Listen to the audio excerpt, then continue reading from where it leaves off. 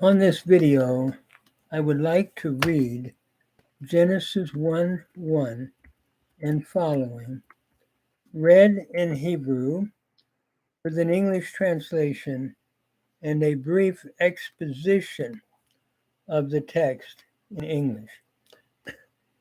It's a very amazing the way it begins. It begins Bereshit bara Elohim et ha-shamayim ve'et ha'aretz. In the beginning, God created the heaven and the earth. By the way, there's 7 words in the original Hebrew and 14 in verse 2. This was a very well thought out, developed chapter. Bereshit is 1, bara is 2, Elohim is 3, 8 is 4, Hashemayim is 5, 8 is 6, Haaretz is 7. So we begin with the perfect, the idea of perfection. In the beginning, God created the heaven and the earth. We have a tremendous monotheistic statement in this verse.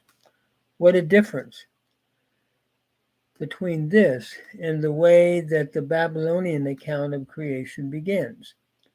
In that account, you have the merging of 2 waters, salt water and fresh water, Tiamat and Apsu, and as they merge their waters, they give birth to a theogony of God, that is, a birthing of gods, so that the Babylonian account of creation is showing where all the gods came from. Where here, there's no male and female, like in Enuma Elish, like in Apsu and Tiamat, but God is by himself. So it's monotheism over against any kind of polytheism. So in the beginning, God created the heaven and the earth. We're looking, I believe, at just a brief summary. He's not trying to prove anything other than God is the creator. He's the sovereign of the heaven and the earth in its creation. Verse 2 then reads, V'ha'aretz hayata tohu vavohu, v'choshek al panei tahom, v'ruach Elohim merachefet al panei hamayim. And the earth was formless and empty, and darkness was upon the face of the deep, and the Spirit of God was hovering over the face of the waters, is the way I would translate this. Some want to translate it was soaring over the face of the waters, which is possible. I prefer the idea of hovering over the face of the waters. Later in the Torah, or in the law, the Pentateuch, Rahaf is used with the idea of hovering over, a bird hovering over its young and so forth.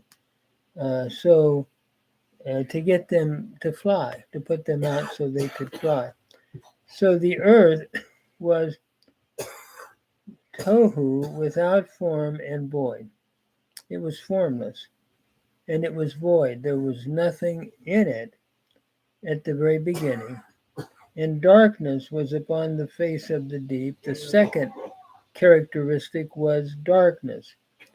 It was on the face of the deep, of the Tehom, of the world ocean, so to speak.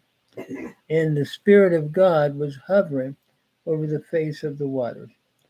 God's presence, God's Spirit, like a bird hovering over its young and getting them out to fly, to produce maturity. So the Spirit of God was hovering over the face of the waters. And then God speaks. Vayomer Elohim yehi or vayehi or. And God said, let there be light, and there was light.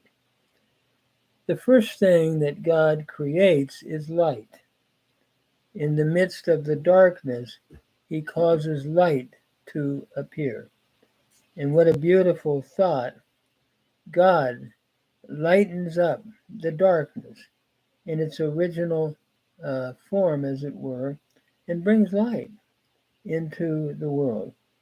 And then in verse 4, Vayar Elohim et uh, Vayar Elohim et ha'or ki tov.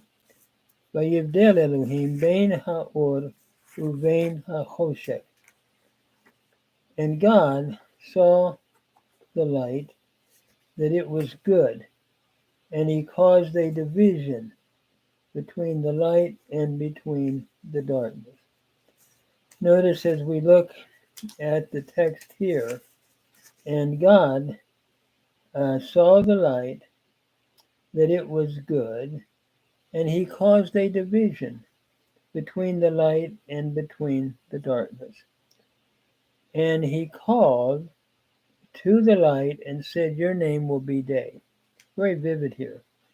Vayikra Elohim la'or yom. He calls to the light day. V'lechoshek kara laila. And to the darkness he called night. He says, your name's going to be night. Vayihi erev, vayihi boker, yom achad. And there was evening, and there was morning, day one, which is going to be the first day. So on the first day, God creates light, and he creates evening and morning. To the darkness, he called it night, and to the light, he called it day. And that was day one. So what is striking here is that God is the source of light from the get-go, from day one. And in the Babylonian account, you have a struggle going on, and we'll see that in the next few verses where God doesn't have to struggle with the waters, he just divides them. And as he divides them, he causes the earth to come forth. I want to just say this as I look at this text. I want to look at it also from a New Testament application. In John 1, there is a wonderful relationship to this text where in the beginning was the Word. And the Word was face to face with God, and the Word was God.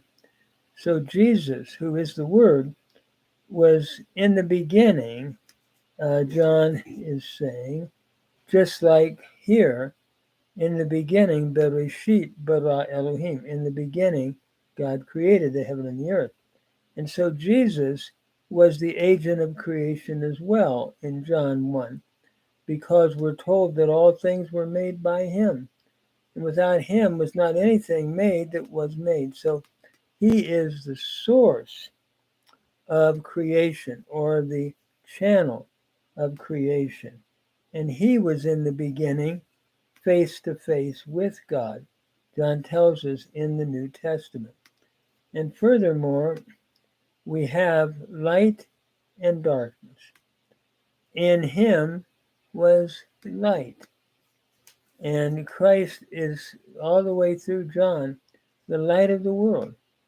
And the darkness cannot destroy the light. Just like the light shines in the darkness could not take it down. And we see that in John.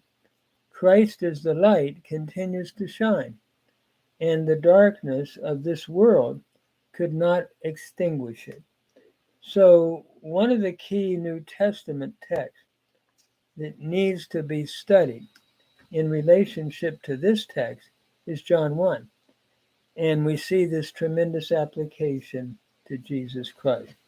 So what a great text on monotheism over against polytheism when we compare this in the ancient Near East. There's no begetting of gods. God just is, and he calls creation into being. That's the first point that's being made here, and he brings day and night, and he brings the days of the week into being from the beginning.